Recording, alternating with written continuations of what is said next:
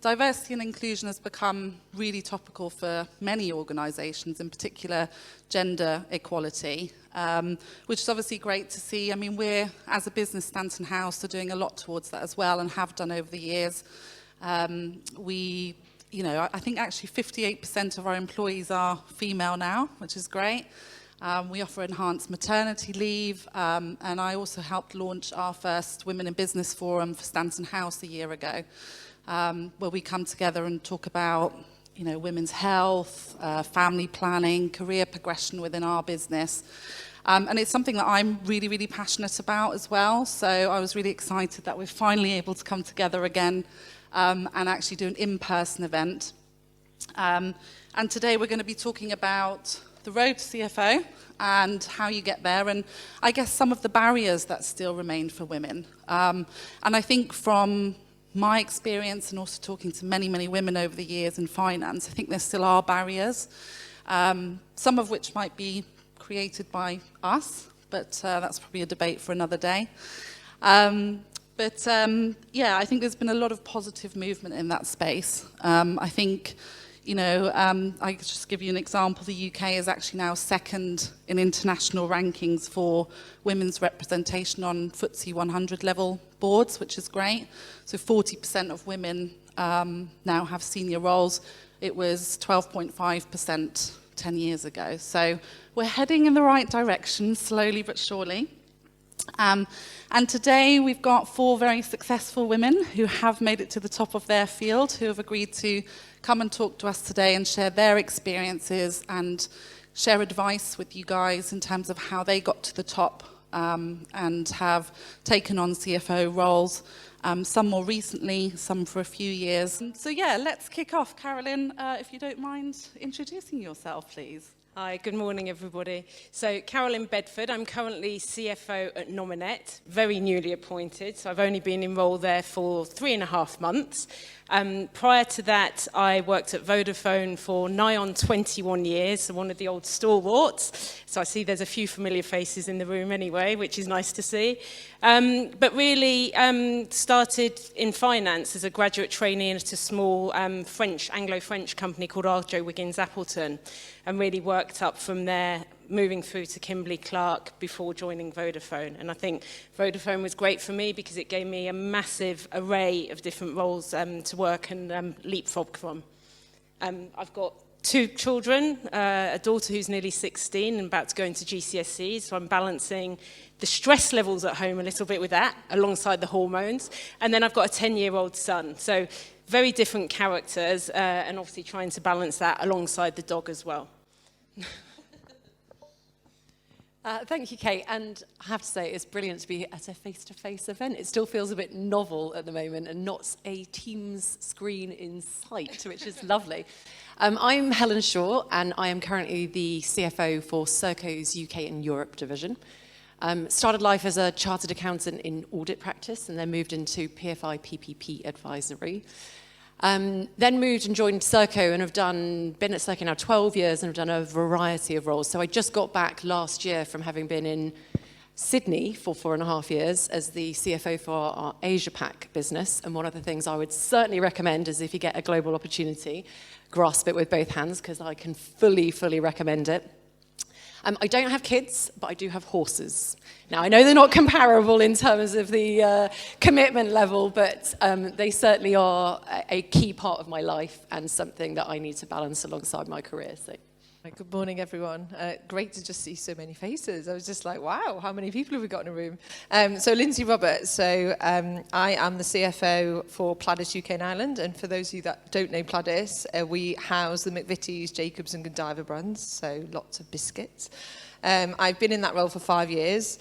Prior to that, I did 20 years, so not dissimilar length of tenure in Kerry Foods. So I've been in food pretty much my entire career, and that gave me a great breadth, really, across all of the different disciplines in finance. I grew up in Liverpool, and my dad had his own building business, and I started doing his accounts at about 12, so there was potentially a calling into finance from an early age. I'm married, I live in Weybridge. I've been down here about 25 years, and I've got 2 boys, 10 and 12, which means most of my time is spent of a weekend either watching hockey or rugby. Good for the soul. So lots of fresh air. Thank you. So good morning, everyone. It's really nice to see you all here, and it's not really nice to have a chat with a few of you beforehand. So I'm Maria Denny. I'm the CFO for the UK and Ireland part of Signify, and a lot of people don't know Signify by its name. It's more known, I think, under the name Philips. It used to be Philips Lighting up to 5 years ago when that arm of Philips was sold off and became its own company. So we look after everything from the street lighting to the lighting up the London bridges to lighting you have in your own house and in offices and warehouses and so on. So I moved into this role about 3 years ago. Prior to that, I've spent 15 years, so similar to this, long time in, I say one company. I spent 15 years in the dairy industry, first in Dairy Crest, and then part of that was sold over to Müller, and I moved over as part of the acquisition to Müller. So I came from quite a different industry in the food and drinks into lighting 3 years ago, but I had, similar to what Lindsay said earlier, a chance to do a lot of different roles in my career in Dairy Crest, and I think that's really useful. So, and my big advice to try to work in loads of different parts of finance, be that procurement, supply chain, commercial, reporting, because it really sets you up for having that breadth of knowledge across the organisation. And personally, again, I've got 2 children, a daughter and a son, aged 10 and 13. So I spend also a lot of time at the weekends either chauffeuring them around or watching football or cheerleading or gymnastics. So that's my life outside. And if anyone trying to guess my accents, it's not British. I'm from Sweden originally. So I came over here just over 20 years ago. Brilliant. Thank you, ladies. And it's really great to have you here. So Helen, I wanted to start with you. When did you know you wanted to become a CFO? I'm not sure I still do know that I want to be a CFO. No, I mean, you could say it's in my genes that my dad was a finance director. So he was finance director at Royal Mail and then at Oxfam. And I suppose it was a role that I could relate to and I could see, you know, what you do and understand it. I'd also say I'd never set out and said, oh, I really want to be a CFO. I have, each time I've looked at roles, I've thought, is there something about that role that will develop me, will challenge me, and can I add value to the organisation through that role?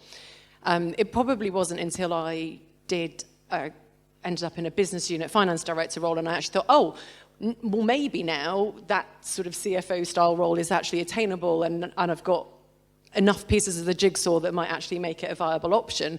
But it certainly wasn't that's the role I want to get to, how am I going to get there? It wasn't a coordinated journey towards it. It was much more each one of those specific choices at the next role point, what can that do for me and what can that do for the organisation?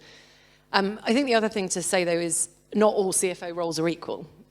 You know, actually, is it about being a CFO or is it about being a CFO in Serco, for example? So for those of you who don't know, Serco is a government outsourcing organisation, so we do everything from running prisons, housing asylum applicants, to towing the MOD's warships into harbour in Portsmouth, to facilities management of defence personnel housing, to FM in hospitals, running the Caledonian sleeper train. So it's really, really varied. But the point there is, I can relate to the purpose of the organisation, and I can feel that what I do within finance actually contributes to a bigger purpose in not just my organisation, but actually in society as a whole, where we're trying to make a positive difference to people's lives every day. So for me, it's as much, it's not saying, oh, I'm a CFO, great. It's, I'm in an organisation where I can make a difference, and I feel that the role that I'm doing contributes something, and I have a purpose. Yeah, no, that makes complete sense. And I guess when you obviously you got to CFO, and I think a lot of women in the room who are considering wanting to make that move are probably thinking, you know, what is life actually like as a CFO? I mean, is it an all-consuming role where you have to make a lot of sacrifices? Can I juggle it with everything else going on? So I guess I'm interested to know what sacrifices you had to make and how do you juggle your work and personal life? So is it an all-consuming role or does it have to be? No. but you definitely have to set your own boundaries. And I think, how each person ends up doing it, and I'm sure you'll hear from each of us different snippets in terms of how we ourselves do it and what we are prepared to do and not prepared to do. But you do have to be prepared to set your own boundaries, because if you don't, it can become all-consuming. So I think the other piece is the roles do come with big responsibility. So you've got to respect that responsibility. We employ 23,000 people in the UK, and financial mismanagement of our organisation could have a knock-on impact to a lot of people. So on that side, you've got to say, actually, it's not a job you can just switch on and off and just be 9 to 5 and just decide, okay, well, I'm done now for the day. I'm no longer contactable. But equally, there's give and take with the organisation, and actually both the organisation you're prepared to work for and what they expect from you and what you expect from yourself, you can work flexibly around that. So I mentioned the fact that I've got horses. So for me, being able to go and ride my horses is really important. Health and well-being, mental health, but also I think it makes me more productive. So if I've actually gone and ridden in the morning, if I've taken a couple of hours out of the diary and been able to go and do that, I am more than happy in an evening to be working later or having calls with my CEO over a weekend on the basis that they know, they both respect when things are really important for me and critical times for me to spend with my family. And I also respect the organisation when there is a critical time that I need to be available, I will be available. Yeah, and I think it probably also very much depends, like you say, on the organisation you work for. So, Maria, what's your view on this? Do you feel you can have a life outside of work and be effective in a number one role? So the thing is, back to a bit what Helen said, is very much about what boundaries you set yourself for. Yes, obviously it comes with a lot of responsibilities, and yes, you have to be there when the company needs you, but you also, as long as you, and I think throughout your career, get used to setting your own kind of boundaries at this day of a night, I need to leave at a certain time because I have got to pick up the children, or I have that sort of class, exercise class, something I go to, and you make that part of your diary and part of everyone knowing that, that's normally fine and people fine with that. But obviously, yes, sometimes you have to be flexible and get things changed around to be able to stay late if it's something important at work. But to me personally, I don't think I would have been where I am now if I couldn't balance, my life in work and outside of work. And I think it's absolutely critical to have a chance to have it outside of a work life and balance. I personally enjoy going to the gym, do a lot of running, and I think I need that for my mental sort of health and switching off. And also have 2 children, one's now not so young anymore with 10 and 30, and still quite demanding a lot of time and being chauffeured around to activities, wanting me to help them with their homeworks and so on. So it's really crucial to me to be able to do both, be in a home, be a mom, be fit and healthy, and then I feel I'm my best self at work and can perform there. Yeah, and I think, you both make a good point. Actually, if you've got good mental health and that balance, you're probably performing better in your roles anyway. So, Carolyn, I'm sure some of the women here today, especially those who might be earlier on in their career, might sort of be asking themselves, what do I actually need to do to become a CFO? And you talked to me about the concept of building a house, which I loved, and actually also about the importance of sideways moves. So could you share a little bit more with us about that? Yeah, I will. First, I'd just like to touch on a couple of bits Helen and Maria said. I think it's really important as women near the top, we role model the behaviours as well, and that balancing to make it easier for those coming through to feel it's acceptable to do so. So I just wanted to mention that. In terms of building a house, and a few people here who know me know I use this analogy a lot, I often talk to my teams about building foundations. I think historically it was always seen as a race or a competition to see how quickly people could progress. And I soon learned that actually it's not how quickly you can progress, it's how much depth of knowledge and breadth of knowledge you can obtain. So I talk about the house because it's like building foundation stones. The more stones you build and the firmer those foundations are, the easier it is actually for you to progress. And it's really important to diversify. So I know Maria talked earlier about broadening your experience, go into different types of roles in finance. I'm not a tax expert by any stretch, but I need to work with tax people. So try and engage with them and, you know, use their knowledge and expertise, but go into different types of functions. So whether it's core finance, looking at GLs, etc., moving into business partnering, going into procurement, build all those stepping stones and build the foundation stones, because then you can add more value into the organisations you work with and you work within, and to other parts of the organisation. So I think for me, it's really about building those solid foundations on which to build moving forwards. Yeah, makes sense. And I guess on your sort of road to CFO, just building on that, you know, what skills and behaviours do you feel you've had to master to get there? I'll look at Kirsty a bit here because she's known me a long time. I think my younger self, I was a bit like a bull in a china shop, I think. I was kind of like, this is how it has to be done, this is the right way of doing it. And I think the further up the chain you go, the more experience you obtain. It's really about understanding other people's point of view. It's having empathy with that person's point of view. It's really trying to be pragmatic to get to the best outcome. There's always shades of grey, and no, I won't go down the 50 Shades of Grey conversation, but we were talking about Bridgerton last night is all I'll say. But it's really about having a degree of EQ, so emotional intelligence, about understanding, being able to read rooms and trying to find the pragmatic outcome. Our role in finance isn't really to control or dictate to what the business can and can't do. It's very much about partnering and enabling an organisation. And you can really only do that if you understand what the objective that the organisation is trying to achieve. So it's really about pushing the boundaries, robustly challenging, but doing it in a way that enables the business to move forward. Brilliant, really insightful. And Lindsay, you talked about needing to build resilience and stand your ground, but also what I found interesting, you talked about that women's, and a little bit maybe to Carolyn's point there, need to start being themselves more as opposed to mimicking male behaviours as a leader. And you yourself said you're an open book, you stayed true to yourself. So what did you mean with that? Tell us a little bit more. So I think Helen said it's a tough job at times. So there's no saying that it is an easy job. It's a load of fun as well. But I think, you know, growing up in manufacturing, so I've been 28 years in manufacturing, and, you know, it's a very male-dominated environment. And actually, you know, I had a female boss very early in my career, and then, you know, as I moved through my career, there was less and less females, you know, sort of around the table.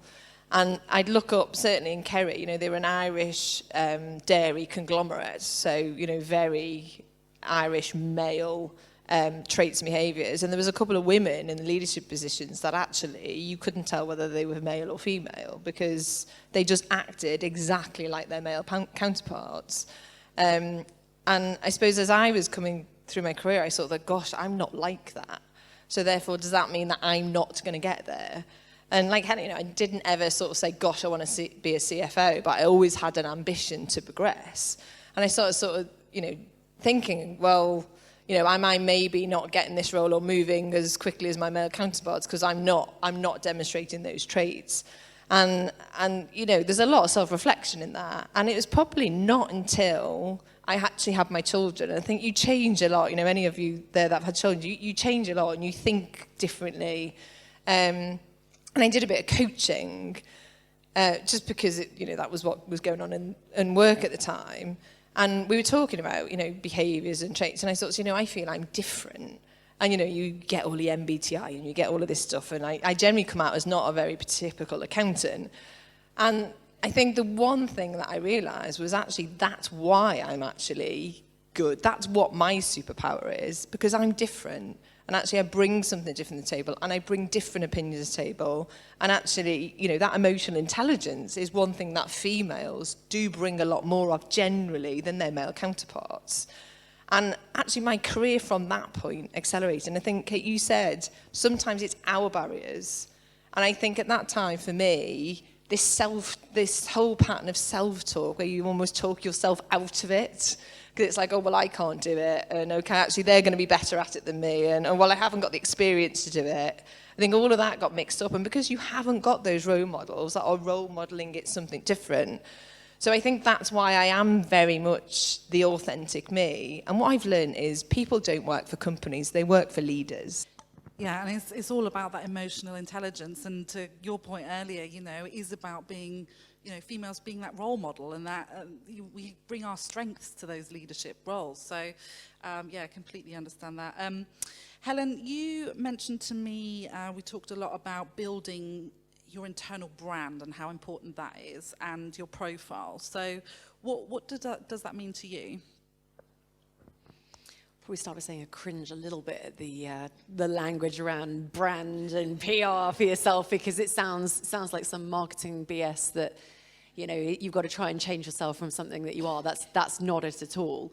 I mean, I think it almost starts by actually examining yourself and thinking about yourself, and actually taking time to think about, what do you enjoy? What do you excel at? What is your USP? Like, where are you going to be able to differentiate yourself?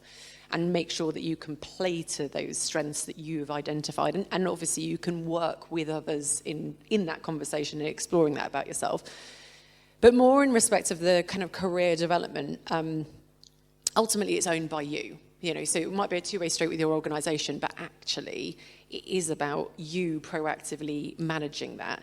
And if you're going to think about how you maximise your opportunities, the first thing you need to do is you actually need to be aware of opportunities. Well, if you aren't doing your kind of internal networking, and again, say networking in a way that sounds a bit consulting-ish, but actually just spending time with different people within the business and going and getting to know people, you won't be getting to know about those opportunities. You know, so actually the first thing you've got to be doing is in the entire organisation, both in your organisation and if you're looking externally, obviously doing this in an external lens as well, but internally, how do you find out about the opportunities? So who are you going to go and talk to? How are you going to make sure you know of them when they come up in the first place? And then the second thing is, will you be known? So will senior stakeholders who are doing resourcing of opportunities actually know of you in the first place? And how, again, will you have differentiated yourself so that people will go, do you know what, I've got an idea, I've got something I need working on, I'm going to ask X or Y. Because, again, to the piece a number of people have touched on already, getting those different experiences, that is actually what makes you stronger all round. So being able to go and do a specific project or step outside of your BAU role and volunteer for something that might be a divisional-wide or a group-wide global type project, doing the things that are, they might be completely outside of your role, but they might be diversity and inclusion ambassador type roles. They might be other things where you can go and develop relationships with senior stakeholders where they can get to know you and they can get to know what you are about and where your skills and your strengths are.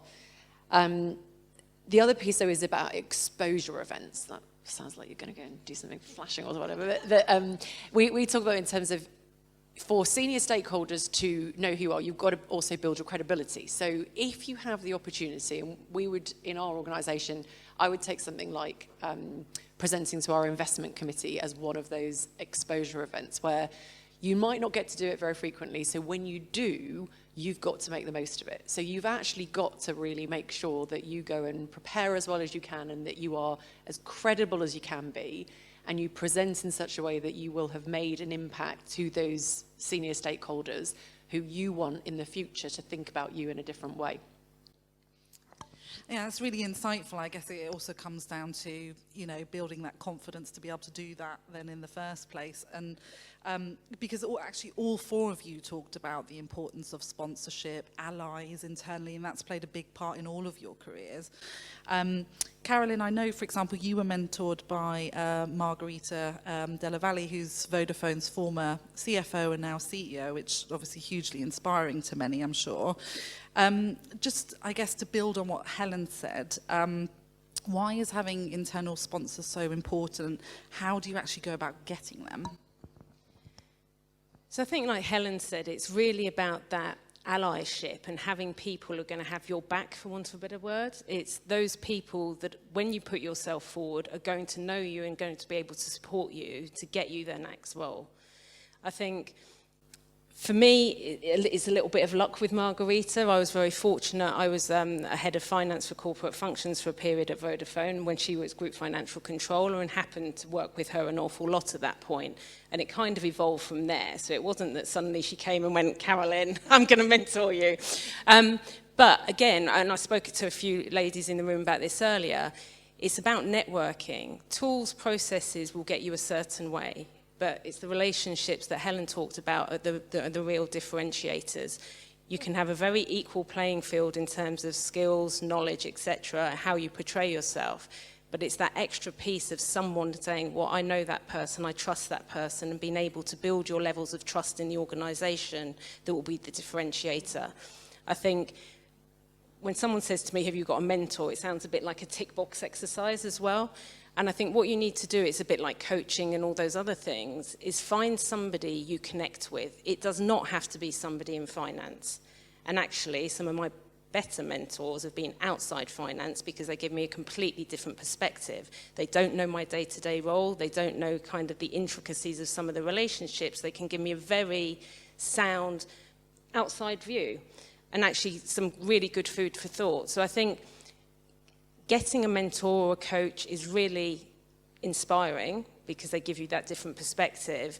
They also challenge you to think differently about yourself, and that for me has been really important in terms of not so much having the imposter syndrome when I walk into a room. And I think for women, quite often that's the case. You don't think you're good enough. Oh, Joe Bloggs is going to do it a lot better than me. They've done that before. And actually it's a perception thing. We can all do it, we can all put ourselves out there, and having a mentor that kind of gives you that extra little bit of confidence and motivation and ways of perceiving things is really inspirational. And I guess just on the subject of having children and a career, Maria, you obviously always knew you wanted to have a family. Did you feel at any point that you had to put your career on hold to have children? So I think I did not think too much about it. I think before I had children, I always wanted to have families. It wasn't sort of thinking, I'm now going to put my career on hold. But I think it became more obvious as I was on maternity leave with my first child, my daughter. And I then had in my head that I didn't really want to come back full time because I wanted to make the most of having, spending the time with her first off for maternity for about a year and then come back and work something like 3 days a week for a few years while she was little, and obviously at that point thinking about maybe having a second one. But during my maternity leave with the first one, the role I had aspired for probably for the 5 years at that point had been in Dairy Crest came up as a vacancy. I was already the number 2 to the head of finance for commercial at that point and had covered it as an interim for another maternity before. So I was offered the role, but they made it very clear to me that if you do this role, you have to come back 5 days a week and you will have to work late evenings. But you get the role if you want it, they knew I could do it. And I was so torn at that point in the stage, do I go for this role, which I kind of aspired to for the last 4 or 5 years, or do I do what I wanted really to do, was going part-time for 3 days a week and enjoying having my little children. And I was in tears at some points. I could not decide. And I probably a few of my friends that I was well in and out with a lot. And I actually decided to turn it down. And at that point, it felt like that was it, the end of my career, disaster. But they were very supportive in actually creating me a different role that I could do part-time. So I was finance manager for projects, which meant I could very much manage my own time. I could do 3 days a week, and it worked perfectly. I did that for a couple of years until I went off again to have my son, came back in and was then doing another part-time role about 4 days a week for about half a year. At that point in time, a promotion came up for another type of head of finance role, and I got that. And this was obviously, a few years later. So yes, I did maybe not progress as quickly as I had intended to first. But do I regret it now? Not a chance. I would never get my children back being small again, and would never have that time. And I think I certainly don't regret it. And should I have stepped in to do that a more senior role and not had those few years when spending more time with my kids, I feel that's probably what I would regret now. But it was completely my choice. Someone else might have done a different choice. To me, the advice is just to really know what you want and when is right for you. And no one's going to look down at you in the future and say, why didn't you, take a promotion earlier on? Why did you spend time working part-time? Because it's what's right for you, I think. And now I've progressed my career since, after having the children, when I felt it was the right time for me. Yeah, it's funny because we seem to forget. I mean, we all work for, 50, 60 years. So having a few years out is not really a problem in hindsight. But in the moment, it feels like, you say, the biggest decision of your life. Just out of interest, just building on that, so did you feel, and I guess maybe for some people that haven't had children yet, I know certainly before I did, it was always a big thinking around, or thoughts around, am I going to be treated differently when I come back to work? And I'm sure that perhaps some of you ladies have felt that as well. Did you feel you were treated differently, Maria, when you came back from work than being a working mum? I did feel it's also, like Lindsay was working at the time in a food manufacturing environment, which is very male-dominated, and our biggest suppliers is farmers, also very male-dominated culture. So obviously I did feel that people were treating me differently, mainly probably bits in my head as well, that I was not as flexible as I used to be. I was easily, someone said I needed to be there the next day, I could be there. I needed to stay late, I could stay late. Now, yes, I could do it, but it needed a bit more of a planning. They tell me to be somewhere next Friday. Easy, I can make that planning, but I wasn't as flexible, especially when the kids were small and you knew you had to rush to pick them up from a nursery or something. I couldn't just stay on. So, and I felt sometimes you got the looks of, oh, she doesn't really care. She's not that interested anymore. She's obviously completely focused on the family. And I think, to me, was just proving them that I could still completely deliver. I was like good at what I was doing. I just needed a little bit more planning and a good team around me, I guess, to support me with it. And I think, as well as, what Caroline talked about as well, I had a really good male mentor, actually, who was outside of finance. He was operational director. I, at the time, was working in commercial finance, so completely not in my area, who I was dealing with on a day-to-day basis. And I think he taught me a lot about, just having the confidence in yourself and believe that you're doing the right thing, make it clear to everyone around you that you're here and you're still completely committed to your work, but you might not be as flexible as you used to be, and that's fine.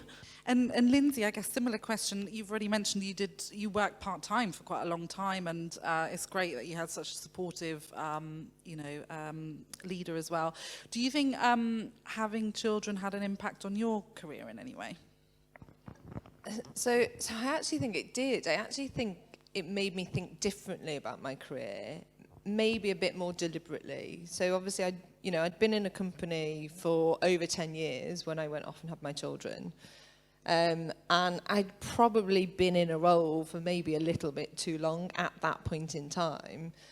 And then obviously having to leave my little people to go into work was a bit like, well, I need to make this really matter, because if I'm sacrificing that time, a bit like Maria said, then I actually need to make that time matter more. So I think there's a number of adjustments I had to make personally. So I'm not the most organised people. Anyone that works with me, no, I'm just not. So, but I had to be more organised. Which I think then, knock on, makes you a little bit more effective, because it's being very deliberate with, well, where am I spending my time? Because I need to make that time matter.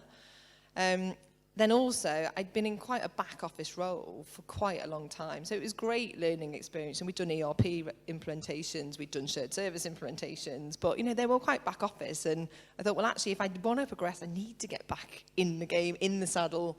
So I went in and worked for a finance director for the commercial business. I did it for 18 months. Then I moved into finance director for our dairy business. And actually, then I decided to leave a company I'd been at for 20 years because the CFO role had gone while I was on maternity, and I thought, it's not going to come up, so I'll move. And I don't know whether I'd have either been slower, whether I'd have ever done it without having my children, because I just sort of think, actually, this has just got to matter. And also, I want to be a great role model for my children, but also if you then got a family to provide for, it's not just me. So I think it just made me think differently. All the things women have to go through, hey? Although a lot of companies are starting to do more shared parental leave and things like that, so the world is changing.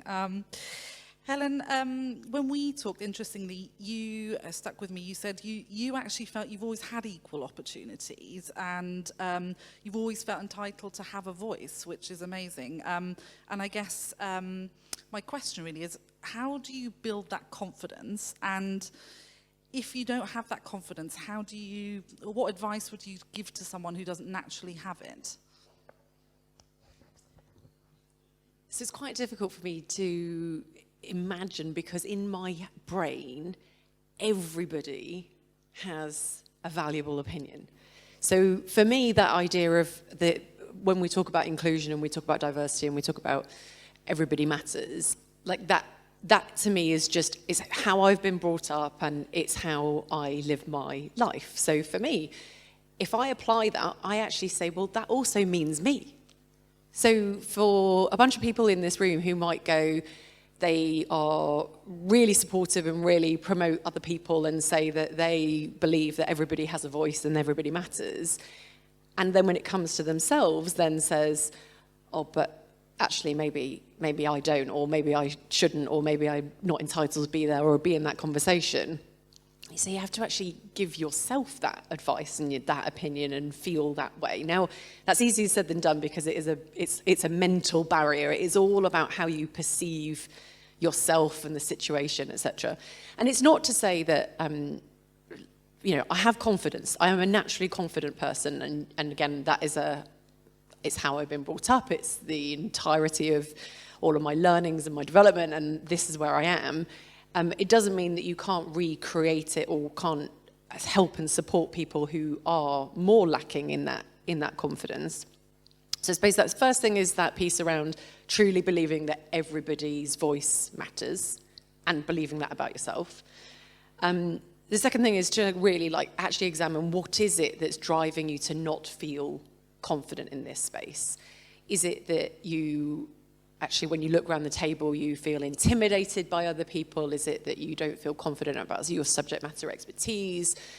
Actually try and unpick a little bit about what the underlying drivers for it are, because then you can start addressing those. So we've talked quite a bit about already internal networking and stakeholder management and getting sponsors. Well, actually around that confidence piece, that can also help, because if you're entering into a room where you know the people, you are much more likely to feel confident than you are if you're entering into a room where you have no idea who everybody is and what they're thinking, or how they're going to respond to things. I think the other thing is, and I think this is getting easier just as society progresses, is that when you do see behaviours that put other people down, that they should be called out. And that you would expect people around your organisation and other leaders to do the same.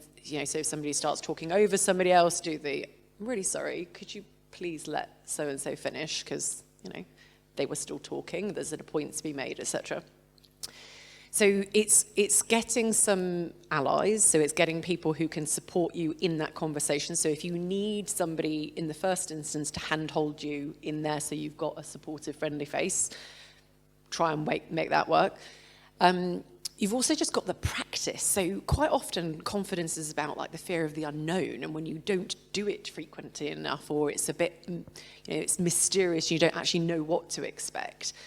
Well, in those instances, maybe it's going and shadowing somebody else and actually being in the room but without any expectations on you, so you can actually hear and understand. And for me, that's been one of probably the most helpful things, is that, sounds awful, but you go and sit in rooms with people who are supposed to be incredibly important senior leaders, and you listen to them, and a lot of the time they've got a lot of very sensible things to say. But sometimes you also sit and you think, I could definitely make a better decision than you. You are no more valuable in this room than I would be. And you actually have to sit there and seriously think about that. No leader is a perfect leader, and there are definitely, again, everybody is fallible and people will make mistakes at certain points in time. And I think there's that bit of go and practice things. So go and shadow something, go and be in a room, go and make an environment feel less scary for you. And then if you've got very specific things like public speaking or presenting, getting coaches and actually getting support, technical support, so that you feel like you are properly equipped to go and do it, perfectly okay. You don't need to be a natural at it from day one. Yeah, I was thinking to myself this morning, I absolutely hate public speaking. Why on earth am I hosting a panel interview? But it's pushing yourself outside of your comfort zone and, like you say, making the unknown or the scary less scary. So Carolyn, obviously you're part of the board now at Nominet, and I know you have regular leadership meetings. How did you gain your confidence in having a voice at the table? I think, for me, I always talk about being a trusted advisor, and I think when I talked about the building blocks and foundation stones earlier, it's really about leveraging that and building trust. So I talk a lot to my team about having their seat at the table. And to have your seat at the table, you need to know your subject matter. So it's really doing your homework, but also pushing yourself to go and grow and develop and continuously learn. You can't stand still. The world evolves, everything evolves. And I think I've now been at Nominet, like I said, 3.5 months after 21 years in telco. I knew telco inside out. I could walk into a meeting. I probably didn't even really need to have to prep because I just knew it. Having moved, I did what Helen said. I went and shadowed 2 board meetings before I actually joined the organisation, just so I knew how it felt to be in that room. I could see the dynamic of how those individuals interacted, which was really important for me. So when I then went and sat through my first board meeting where I had to go and present the financials, do a little bit of the strategy, I actually had a certain anchor and I felt comfortable in that room. So the confidence wasn't necessarily because I knew the subject matter at that point inside out, it was because I had a little anchor. And I knew some of the individuals. I'd put in calls with some of the board members prior to joining, just so I had that connection and that interaction. So it meant that I wasn't landing completely green. And I think it's really important not to feel that you have to know everything all the time. It's fine, even in the board meeting. If I don't know, I will sit there at the moment and say, I don't know, I will need to go and find out. Some people might find that really uncomfortable. And actually, for me, it's about being able to engage the members of the board and build the trust. There's no point me trying to blag my way through and be caught out 2-3 weeks down the line. I would much rather take the time to get to the right answer, give them the right information on which to make the correct decision. And I think that's really important, that, and you need to develop and grow. And once you start that continuous journey of learning, that helps build your confidence and your resilience to be able to deal with things as they come along.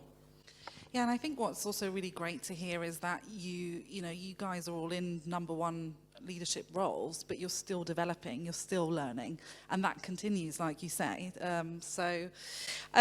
Lindsay, you shared with me that it hasn't always been an easy ride for you building your finance career in the manufacturing industry specifically, because you said it's probably still one of the toughest industries for women, still very male-dominated. You shared a couple of examples with me about that and how you still, despite that, been able to have a voice at the table. Do you mind sharing that with us? Yeah, so I think manufacturing and actually being in Liverpool, a manufacturing environment in Liverpool is fairly unique. So my first job was actually doing the accounts for the chocolate fingers, Cadbury's chocolate fingers line in Liverpool. And, we sat in the factory, with hairnets on and everything, and, went out and up and down the line. And I actually did, as I said, I had a female boss at the time. And I remember, completely green, you're in your, early 20s, never really done a finance job before. So, you don't know a lot. And I remember walking the production line, this production manager comes out of his little area. Oh, another bit of skirt, thinks she knows what she's talking about. I was just literally first entry into manufacturing, what am I going to do with this? And I remember going back into the office, and I didn't tell anyone at the time, thinking, what am I going to do? So went home and spoke to my father, and I had a brother, I'd grown up and not really realised that there was going to be this difference in the workplace. And he just went, well, you'll figure it out. He said, you're tough. He said, and he goes, just go get even with him. I was a bit and, I think Kate said, I'm relatively competitive. And I thought, yeah, God, I'm not going to let him beat me. And I used to see my female boss regularly come into the office in tears, feeling that she'd been bullied. And there was not another single female. There was only the two of us in literally the whole of the finance team. And I thought, right, but it's how do you do that when you don't actually know a lot? So facts and figures are friends. We say it in our team now. Facts, figures, they're your friends, because actually stats and KPIs of how his line was performing, which wasn't very well a lot of the time, kept burning his cookies. And then I was just like, okay. And then being visible. So I used to walk down the production line and turn it off. He used to come out screaming at me. And I just used to run it off. And I was just like, it's only going to end up as waste anyway in your waste numbers. So like, you know, I literally came out fighting. But it sort of worked because actually you started to get a bit of respect by, well, she's looking at the numbers. My waste is, you know, so actually there started to be a little bit more mutual respect. But having allies in the room, so then when you're going into meetings, building those relationships outside of meetings and actually finding the people that are going to back you in the room when you are, you know, and it doesn't mean you're at the start of your career, but any new role you move into, you know, you're not going to know everything. You know, you're learning the business, but having people that you can sort of talk to outside of the room and sort of say, well, look, you know, I'm seeing this. Am I seeing the right things? So you can then go in with confidence. I think is sort of critical. So I think, you know, I've got a bit of an edge anyway, but it's probably taken me a bit, like Caroline said, you know, I was probably a bit bull in a china shop when I was younger, and I've definitely learned to taper that. And I agree with Helen as well, training. So, I've gone through conflict management training. I've gone through influencing training, which I think aren't natural skills potentially for finance. But, you know, we deal with the retailers every day, and the retailers can act like bullies. And I think actually that conflict management of knowing, well, I'm going to go in with this, they're going in this, how do I respond in the right way?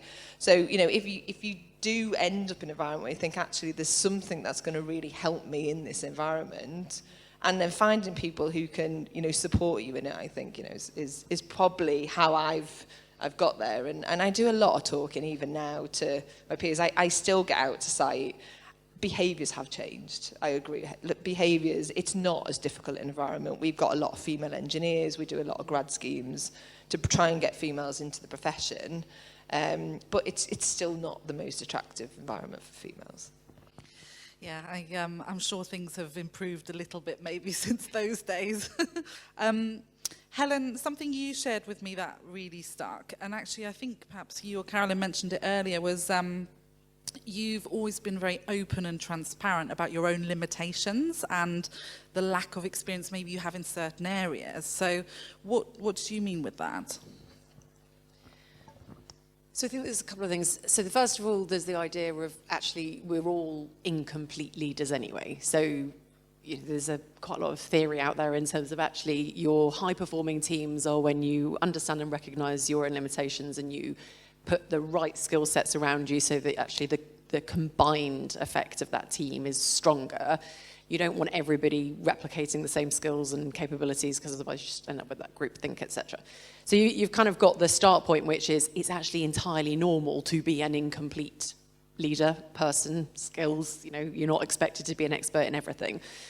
I suppose the second point, so for me, I didn't have necessarily the most traditional career into management finance in that I did audit and then I did advisory work and I did deals and transactions, and when I joined Serco, I actually joined in the bidding and commercial world.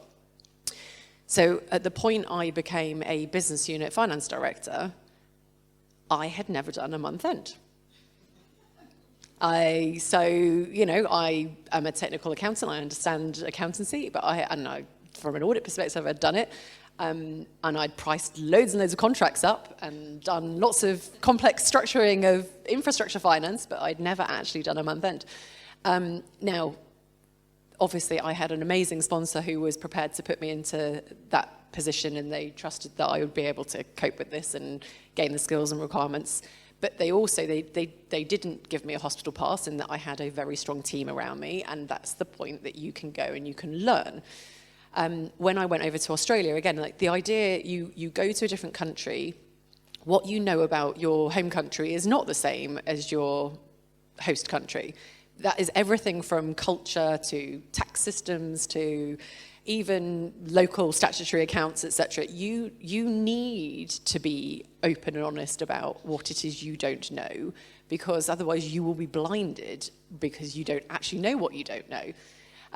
So I think that there's a bit that there's also a bit around the humility and authenticity. So, you know, it's much better to go in and actually you're going to learn more by listening and actually saying to somebody, I don't understand this. This is your area of expertise. Please, can you support me in this? And can you help me in this? Rather than coming in and pretending, blagging it, trying to say, oh, yeah, I know all about this. So, just walk me through that. And, you won't. You need to be prepared to listen, and you need to be prepared to learn. And you're going to do those things much better if you've been open about actually your current set of circumstances. I can imagine that's not always easy to do if you're in a leadership role, because partly, and Caroline, I was going to say, you share a very similar view with Helen, actually, around being honest and transparent. But I was thinking, does that not diminish your credibility almost if you're admitting to lack of knowledge? I think it's about being authentic, and I think I talked about it earlier. There's no point going in and blagging and being caught out 2 weeks down the line because actually you were trying to act smart in the room. I think Helen makes a good point. I think for me, it's really about having a really solid team around you. You can't do this role by yourself. We're not experts in everything. Like I said earlier, I've never really done tax or treasury. I've always had experts down the road to call on to do that. And I think we have to be open and transparent that, we're not everything to everybody. We have to have a good team. And I think the only way we're successful is having that robust and solid team around us. So from my perspective, it's back to that building trust and enabling people to have trust that you know what you're doing. If you don't know the answer, you know where to go and get the answer, or to ask the right questions. And to Helen's point, it's about listening. And when you listen, you can then question. And it's by questioning, you can then look at the month end and say, well, are we being effective? Are we doing it in the right way? Is there a different way of doing something? And really opening the door to changing how things are done to make them more efficient and effective. But I think similarly, it's about giving the team opportunities to demonstrate that they can also step up. They can do things differently. They can coach, train, mentor. So it's about exposing the whole team to different ways of doing things and acting as an enabler. And my view is, I'm doing my job properly if I can leave and nothing falls down behind. What I wouldn't want to do is be in a position where I'm a single point of failure. I think that's really dangerous for an organisation.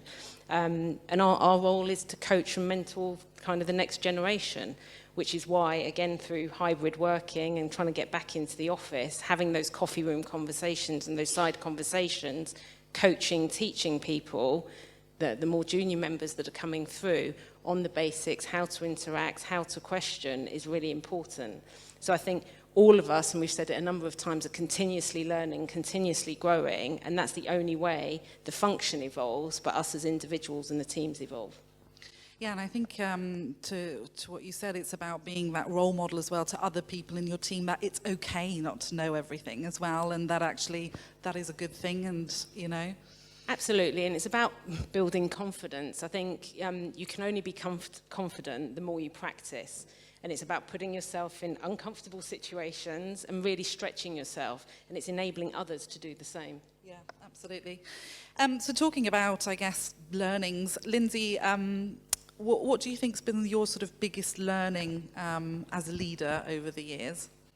So we've talked about it a lot today. Invest in relationships. And, if I look back on when things have gone really well and when things haven't, it's probably been the strength of relationships that I've had, because it just gives you so much now. And that can be upward relationships. So my relationship with my group counterparts, to make sure that they don't sit with this helicopter view of the business, but they sit in the reality of my world. So therefore they understand the decisions with context. You've then got your sideways relationship with your peers. I'm quite challenging by nature, but I've learned to do it in the right way. And actually you can challenge more effectively if you've got a strong relationship with someone else. And by having that strong relationships, understand their motives, understand what drives them, understand what their values and their principles are. Because actually that ability to challenge, we're all different individuals and we all take, we'll all have a different point of view, and you're not going to be able to get every decision over the line because the figures tell you that. That's just not human nature. And actually, if you're talking to a marketing team, they don't care about facts and figures anyway. It's just, well, my gut's telling me this is a great innovation for a brand. So you have to find different ways. But that strength of relationship, because it builds trust, it builds all the things we talked about, builds credibility. And it allows you to have an open debate without defensiveness, because without a relationship, people take it personally. Oh, you're saying, you know, and it's not. It's because actually we need to work together to do the right thing for the business. So I think the biggest thing for me is invest in them. And certainly, you know, we've talked about it, mentoring and team. That relationship with your team, they are why we look good. It's the team, you know, because we're not all one women superpowers. We have really good teams behind us. So investing in the relationship so that actually they feel valued, that actually you're on the same page, that they feel trusted, actually is good for everybody. Yeah, absolutely. And I guess, Maria, similar question for you, really. What's been the biggest hurdle for you on your journey to CFO? So I think to me it's just like, you know, knowing my own, my story I told earlier, knowing my own boundary for like when I want to progress and when I want to, you know, prioritize my life sort of outside of work, and just being really clear that, you know, I don't need to have a straight journey that goes like, you know, and I'm going to be the CFO in, you know, 10 years time. It's going to be side steps, and in a way that's like what's got me to where I am today, because I have that breadth of experience from before, having worked in many functions. I've taken a few side steps, and that's okay. So yes, knowing in your, you know, what's right for you at that point in time, to me is really crucial. And I think that's been my sort of biggest learning, that, you know, I think I set out as I used to be a hurdler sprinter. So it's very much, you know, you go from start to finish, and that's the race. And that's very much, I think, how, you know, I expected it to be. And looking back now, it's not at all always. You go sideways and step sideways, and that's okay. And I think just being confident in yourself and knowing that that's okay, to me, is, you know, my biggest sort of learning. Brilliant. And I guess just slightly different perspective on things, because I know there's probably, you know, a few women in the room here today that might actually not want to become a CFO. And Helen, I know you're a strong believer in equal opportunity, and you've said to me success isn't always measured by, you know, how much you earn or the seniority of your role. So what would you say to women who decide that perhaps actually the road to CFO isn't one for them? Well, I'd say exactly that in terms of, I think, you know, in terms of happiness and fulfillment in your life, there are so many different things that contribute towards that. And even some of the language that sometimes gets used, and some of the promotion of, well, we want more women in particular role types. Don't get me wrong, I am 100% for equity of choice. So the ability for people to be able to be making those choices and having the ability to make a choice if they want to. But I also don't think that we should position things in such a way where we portray it as being, well, if you don't maximize your potential in a corporate environment, then you've somehow let yourself down, or you haven't achieved your full potential. Because, as I say, there are loads of different ways that people get fulfillment and happiness. And, you know, I actually do genuinely enjoy my job. I get fulfillment and happiness out of doing what I am doing. But if I didn't, I wouldn't want to be a CFO. You know, this is not, it's not about a status symbol or I can tick a box and tell people that I'm on this board or that or whatever. This is about genuine life choices to say, at the end of the day, does this make me happier by doing this or not? Does it make me feel more fulfilled or not? So I think we just need to caution obviously we need to, and we all want to continue being sponsors and role models, and making sure that for those people where that is the choice they want to make, the equity is there. But let's also not try and put out there that this is the only way that you can be successful. Yeah, and I guess, there's only limited roles available as well, right? So, well, thank you so much, ladies. It's been super insightful. I feel like we've covered a lot in just over an hour. I guess just before we go on to the Q&A, I thought it'd be nice for each of you to maybe share some sort of parting words of wisdom, or maybe something you would have told your younger self to the audience. I think for me it's about believing in yourself. Have belief in yourself, have confidence in yourself, whatever that level of confidence is, and keep wanting to learn, grow and develop. My dad was also a finance director, so there's something else we've all got in common here. And I think he always said, do the groundwork, and the rewards, whatever the rewards are, and it doesn't have to be financial, it's the fulfillment, it's the enjoyment, it's the self-satisfaction, will come. And I think that stays, my father's passed away now, but those words stay with me, and Helen's very true.